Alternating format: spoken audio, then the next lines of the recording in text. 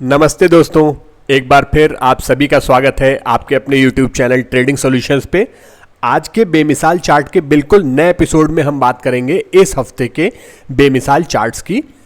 और इस हफ्ते मैं आपको दिखाऊंगा कि हम लोग कौन से वेबसाइट का यूज़ करते हैं अपनी फंडामेंटल एनालिसिस के लिए और टेक्निकल एनालिसिस के लिए। जैसा कि कुछ व्यूअर्स ने रिक्वेस्ट की थी कि सर अपनी वेबसाइट का नाम भी बताइए जिसको आप फंडामेंटल या टेक्निकल एनालिसिस के लिए यूज़ करते हैं। तो इस वीडियो में लास्ट तक बने रहिए, सारी डिटेल्स आपके संग शेयर करेंगे। लेकिन उससे पहले हर बार की तरह अपने पिछले कुछ बेमिसाल चार्ट्स का रिव्यू कर लेते हैं। आइए जल्दी से चलते हैं स्क्रीन के ऊपर और देखते हैं पिछले हफ्ते के कुछ बेमिसाल चार्ट्स का रिव्यू और उनकी परफॉर्मेंस की हिस्ट्री। तो अभी आप देख रहे हैं अपने स्क्रीन पे IEX का चार्ट, जो हम लोगों का पिछले हफ्ते का बेमिसाल चार्ट था, जो हम लोगों ने 2 सितंबर की डेट को एपिसोड पब्लिश किया था। इस कैंडल के ऊपर जो मैंने अभी एरो लगा के आपको दिखाई है, इस कैंडल के ऊपर हम लोगों ने इस बेमिसाल चार्ट की चर्चा की थी जब इसका प्राइस 131 के आसपास चल रहा था और हमारा जो पहला टारगेट था वो 146-45 के आसपास का था। आपने देखा कि इस स्टॉक ने इस हफ्ते के अंदर ही 131 से 142 तक की जर्नी डायरेक्ट कवर की है, जो कि लगभग 8% का अपमूव होता है। एक हफ्ते के अंदर ही इस स्टॉक ने आपको 8% का अपमूव दिखाया है। यहाँ पे जो आपको ड्राइंग्स दिख रही हैं, ये पिछले हफ्ते हम लोगों ने जो ड्राइंग्स ड्रॉ की थी इस चार्ट के ऊपर वही है। इसी तरीके से हमारा उससे पिछले हफ्ते का मतलब 26 अगस्त का एक स्टॉक था गोदरेज इंडस्ट्रीज़, जो हमारा बेमिसाल चार्ट था 26 अगस्त के वीडियो का। फिर से आप देखेंगे कि इस चार्ट पे आपको जो ड्राइंग्स दिखाई दे रही हैं वो उसी समय हम लोगों ने मार्क की थी और हम लोगों ने इस स्टॉक की चर्चा की थी इस कैंडल के ऊपर जब इसका प्राइस चल रहा था समथिंग अराउंड 530 के आसपास।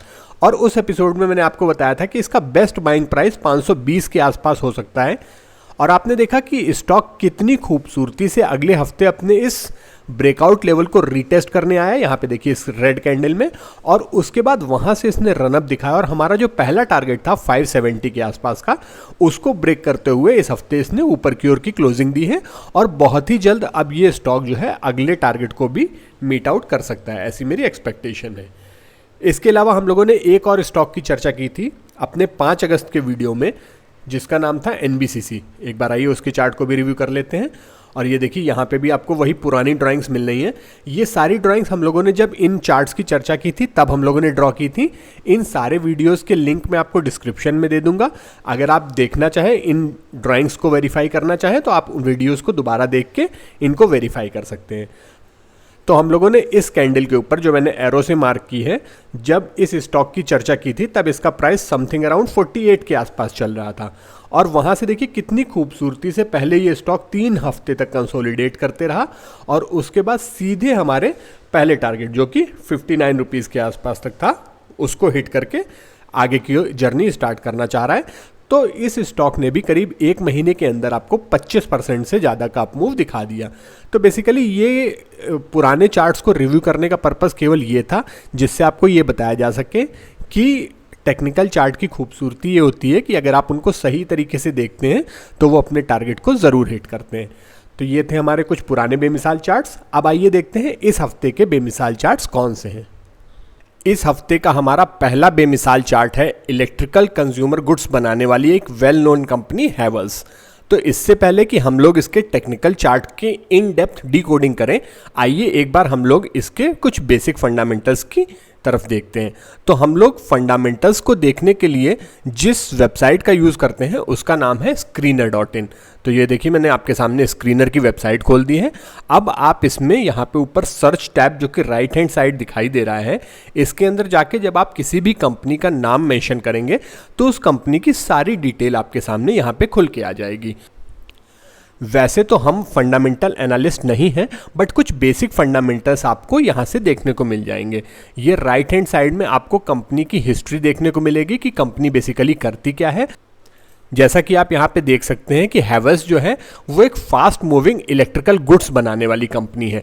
आपने भी अपने घर में अक्सर स्विचेस, फैंस या होम अप्लायंसेस देखे होंगे जो हैवेल्स के हैं। इसी तरीके से आप यहाँ पे कंपनी के ब्रांड्स के बारे में भी इंफॉर्मेशन देख सकते हैं कि किस किस ब्रांड में कंपनी काम करती है और उसका रेवेन्यू ब्रेकअप कहाँ से आता है। ये सारी डिटेल आप यहाँ से स्टडी कर सकते हैं। तो इसको अभी के लिए हम लोग छोड़ देते हैं, अदरवाइज वीडियो हमारा बहुत लंबा हो जाएगा। यहाँ पे देखिए आपको कंपनी के कुछ बेसिक फिगर्स दिए होंगे, जैसे कंपनी की मार्केट कैप कितनी है, स्टॉक का पी, इंडस्ट्री का P, book value, dividend yield, face value etcetera. ये सारे रेशियोज आपको यहाँ पे इस स्क्रीन पे होम पेज पे ही मिल जाएंगे स्क्रीनर के अंदर। अब हम लोग जब नीचे आते हैं तो आपको देखिए स्क्रीनर की वेबसाइट के अंदर रेड फ्लैग और ग्रीन फ्लैग, ये देखिए ग्रीन फ्लैग है जो कि प्रोज हैं कंपनीज के लिए, और यहाँ पे रेड फ्लैग जो कि कॉन्स हैं कंपनीज के लिए। ये सारी चीज़ें यहाँ पे मेंशन करी हुई मिल जाती हैं। जैसे आप हैवेल्स के केस में देख रहे हैं कि हैवेल्स का एक कॉन्स जो है कि स्टॉक का प्राइस अपने बुक वैल्यू से करीब 14 गुना के आसपास चल रहा है। जनरली जो अच्छी कंपनीज होती हैं, मार्केट उनको प्रीमियर वैल्यूएशन देती है, इस वजह से उनका प्राइस अपनी बुक वैल्यू से काफ़ी ऊंचा भी चलता है। बुक वैल्यू या इस तरीके के कुछ फंडामेंटल्स जो होते हैं उनके बारे में अगर आप लोग रिक्वेस्ट करेंगे तो हम एक सेपरेट वीडियो बना के आपको समझाने की कोशिश करेंगे कि ये क्या क्या चीज़ें होती हैं। इसी तरीके से आप यहाँ पे पीयर कंपैरिजन देख सकते हैं कि कंपनी के पीयर्स कौन कौन हैं जो इस सेक्टर में काम करते हैं। फिर क्वार्टरली रिजल्ट आपको देखने को मिलेंगे और एनुअल रिजल्ट देखने को मिलेंगे। तो आइए जल्दी से कुछ एनुअल रिजल्ट्स का डिकोडिंग करते हैं। ये देखिए आपको ये देखने को मिलेगा यहाँ पे कि कंपनी के सेल्स लगातार ग्रो हो रही हैं, जो कि एक अच्छा साइन है। प्रॉफिट भी कंटिन्यूसली ग्रो हो रहा है सब्सटेंशली, ये भी एक अच्छा साइन है। ऑपरेटिंग प्रॉफिट मार्जिन के अंदर जरूर आपको कुछ श्रिंकेज देखने को मिल रही है पिछले 2-3 साल से, लेकिन इसके पीछे के रीजंस कई सारे हो सकते हैं, जैसे कि कच्चे माल की कीमतें बढ़ना, लेबर कॉस्ट बढ़ना, या डिस्ट्रीब्यूशन चेन के अंदर कुछ प्रॉब्लम आना। तो इस तरीके से कई सारे रीज़न हो सकते हैं ऑपरेटिंग प्रॉफिट मार्जिन घटने के। हालांकि ये एक अच्छा साइन नहीं है, लेकिन अभी हम लोग और आगे देखते हैं कि और क्या फंडामेंटली कंपनी अच्छी लग रही है या नहीं। तो आप देखेंगे कि नेट प्रॉफिट भी कंपनी का लगातार ग्रो हो रहा है, ये भी एक अच्छा साइन है। ईपीएस भी आपको बढ़ता हुआ दिख रहा है, ये भी एक अच्छा साइन है। और डिविडेंड पे आउट भी कंपनी अच्छा मेंटेन कर रही है, हेल्दी डिविडेंड पे आउट है, ये भी एक अच्छा साइन है। रिटर्न ऑन इक्विटी आप देख सकते हैं पिछले काफ़ी टाइम से इसका सब्सटेंशली मेंटेन है। स्टॉक के प्राइस किस CAGR से ग्रो कर रहा है वो भी आप देख सकते हैं, ये भी एक अच्छा साइन है। जितना ज़्यादा CAGR से ग्रो करेगा स्टॉक का प्राइस वो एक उतना अच्छा साइन है। कंपाउंडेड प्रॉफिट ग्रोथ भी आपको अच्छी देखने को मिल रही है। पिछले साल अभी ट्रेलिंग 12 मंथ के अंदर आपको ये नेगेटिव मात्रा में देखने को मिल रही है, जो कि एक नेगेटिव साइन है। इसी तरीके से जब हम बैलेंस शीट पे आएंगे तो आपको देखने को मिलेगा कि कंपनी के रिजर्व्स लगातार बढ़ रहे हैं, ये एक बहुत अच्छा साइन है। और बोरोइंग्स घट रही हैं, ये भी एक बहुत अच्छा साइन है कंपनी के लिए। अब और इसी तरीके से जब हम नीचे आके देखते हैं तो शेयर होल्डिंग पैटर्न के अंदर हमें ये देखने को मिलता है कि प्रमोटर की होल्डिंग लगातार कांस्टेंट बनी हुई है, और FII और DII ने भी अच्छा स्टेक ले रखा है कंपनी के अंदर। ये तीनों ही चीज़ें एक पॉजिटिव साइन माना जाता है कंपनी के लिए। यहाँ पे एक चीज़ और आप देखेंगे कि पब्लिक का इन्वॉल्वमेंट इस कंपनी के अंदर बहुत कम है। जनरली पब्लिक के अंदर रिटेलर्स आते हैं, तो रिटेलर्स का इस कंपनी के अंदर इंटरेस्ट बहुत कम है, और ये भी एक तरीके से अगर आप देखें तो पॉजिटिव साइन है, क्योंकि रिटेलर्स ही सबसे जल्दी माल बेच के भागने की जल्दी में रहते हैं, जिसकी वजह से कई बार स्टॉक के प्राइसेस में वेरिएशन देखने को मिलते हैं। ये जो आपको ऊपर के 3 लोग दिखाई दे रहे हैं, प्रमोटर, FII और DII, इन्हें माल बेचने की कोई जल्दी नहीं रहती है। जनरली सबसे जल्दी पैनिक होने वाला व्यक्ति रिटेलर ही है। तो अगर आपको शेयर होल्डिंग पैटर्न में पब्लिक का इन्वॉल्वमेंट कम देखने को मिल रहा है तो इसको भी आप एक पॉजिटिव साइन की तरीके से ले सकते हैं। तो ये तो थे इस कंपनी के कुछ बेसिक फंडामेंटल्स। अब आइए हम लोग वापस चलते हैं अपने स्ट्रीम पे, टेक्निकल्स पे, और देखते हैं कि इस कंपनी के टेक्निकल चार्ट में हमें क्या खूबसूरती देखने को मिल रही है, जिसकी वजह से हम लोगों ने इसे बेमिसाल चार्ट बनाया है। तो इसको आप एक नज़र देखते ही समझ गए होंगे कि इस स्टॉक ने एक मेजर रेजिस्टेंस को, जिसको ये कई बार अटेम्प्ट कर रहा था, यहाँ पे देखिए कई बार इस स्टॉक ने इस रेजिस्टेंस को अटेम्प्ट किया था। ये देखिए यहाँ पे पहले अटेम्प्ट किया, फिर यहाँ पे किया, फिर यहाँ पे किया, और फाइनली इस बार इस स्टॉक ने इस रेजिस्टेंस का ब्रेकआउट दे दिया है। अब यहाँ पे हम एक बार देखें तो हमें क्लियरली क्या चीज़ समझ में आती है कि यहाँ से इस स्टॉक के लिए जो अगला टारगेट हो सकता है वो ये लेवल है 1504 का। इस समय स्टॉक का जो प्राइस है वो करीब 1450 के आसपास का चल रहा है। जो हमें इनिशियल टारगेट इस स्टॉक का देखने को मिलेगा वो 1500 के लेवल के आसपास का हो सकता है। उसके बाद का टारगेट निकालने के लिए हमें क्या करना है, हमें इस रेंज को कैलकुलेट करना है जिसके अंदर स्टॉक का प्राइस पिछले काफ़ी टाइम से ट्रैप था। नवंबर 21 से आप देखेंगे कि स्टॉक का प्राइस इसी रेंज के अंदर मूव कर रहा था। तो अब अगर हमें इस स्टॉक के अपर साइड के टारगेट्स निकालने हैं तो हमें इस रेंज को कॉपी कर लेना है और इसके ब्रेकआउट के बाद सिंपली प्लेस कर देना है। तो हमें ये इसका अगला टारगेट देखने को मिल जाएगा। तो अगला टारगेट जो हमें देखने को मिल के आ रहा है रेंज कैलकुलेशन मेथड के थ्रू, वो आ रहा है करीब 1750 रुपये के आसपास। तो अभी जो स्टॉक चल रहा है 1450, इसका जो नियर टर्म टारगेट है वो आपको 1500 देखने को मिल सकता है, और मिड टू लॉन्ग टर्म में ये स्टॉक 1750 के आसपास तक भी जा सकता है। और जैसा कि अगर आप बेमिसाल चार्ट देखते हैं तो आप जानते होंगे कि इसके बाइंग का सबसे अच्छा लेवल हो सकता है अगर ये स्टॉक कूल डाउन करता हुआ 1400 के लेवल के आसपास आता है, तो अगर से आपको ये करेक्शन में मिल जाता है तो, और उस कंडीशन में आपको जो एसएल मेंटेन करना है वो इस लेवल के आसपास का आप एक एसएल मेंटेन कर सकते हैं जो आ रहा है 1350 के आसपास तक का।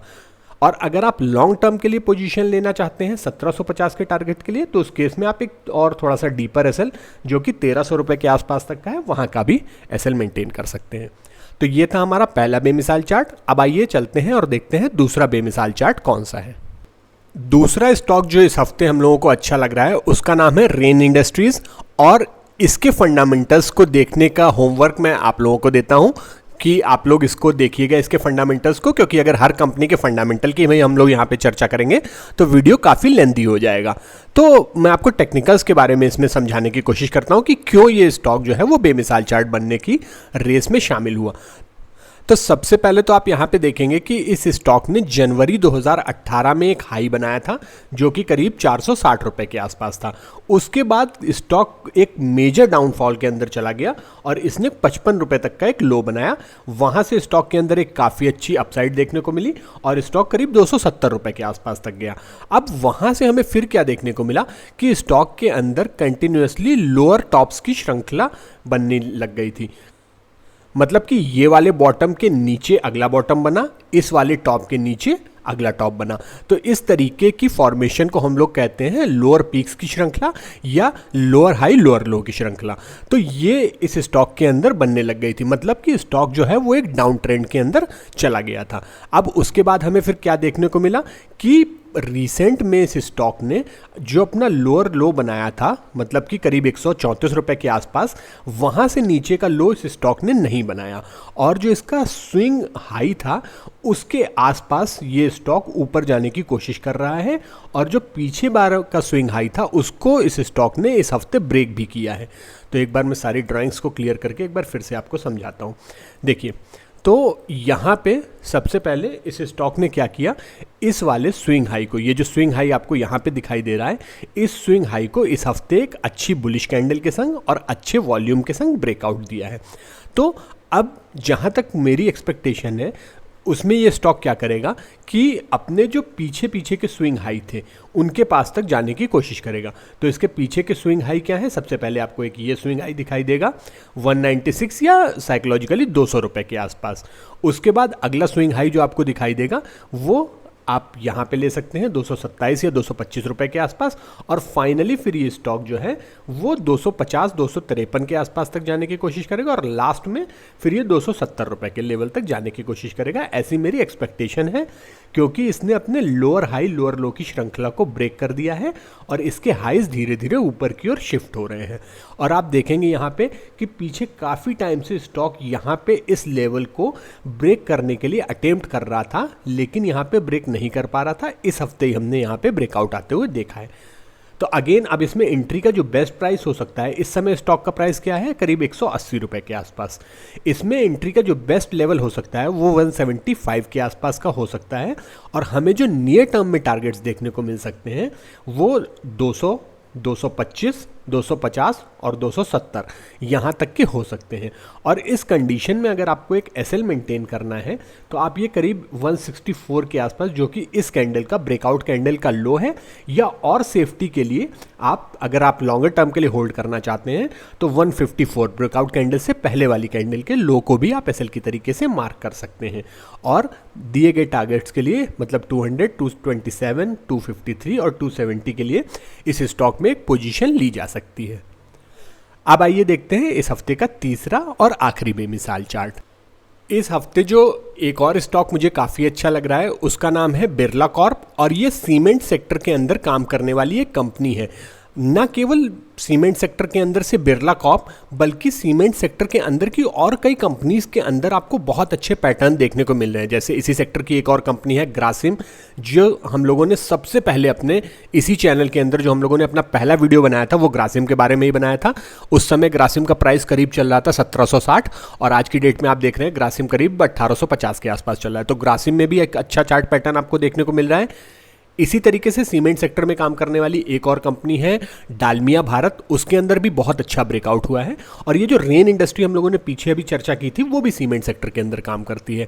तो सीमेंट सेक्टर में मुझे ऐसा लग रहा है कि कुछ बड़ा हो रहा है, जिसकी वजह से सीमेंट सेक्टर के अंदर की कंपनीज में आपको बहुत अच्छे पैटर्न्स देखने को मिल रहे हैं। तो ये देखिए, मैंने यहाँ पे आपके स्क्रीन के ऊपर एक रेजिस्टेंस लाइन मार्क की है। एक बार बेटर क्लैरिटी के लिए मैं इस चार्ट को मंथली चार्ट में कन्वर्ट कर देता हूँ।